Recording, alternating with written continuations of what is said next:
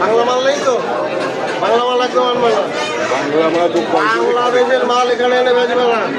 এই মাথা এরকম দেবো। আসো বিবাড়ি ভালো মাছ, আসো বাবা।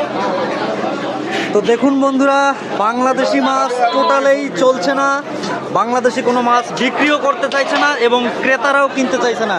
স্যার একটু কথা বলবো? উনি নিয়ে থাকেন, এই দেখেন উনি ইলিশ মাছ আমার কাছ থেকে আসে নিয়ে থাকে, নিয়ে যায়। ভালো মাছ পাই। বাজারে তো বাংলার পদ্মা আছে, নিচ্ছেন না কেন? পদ্মা কিনবে কি করতে, পদ্মা তো দেখুন বন্ধুরা, বাংলাদেশি মাছ খাওয়ার ইচ্ছে নেই। এই ইচ্ছে নেই কেন, এই কারণগুলোই আজকে আমরা জানার চেষ্টা করব।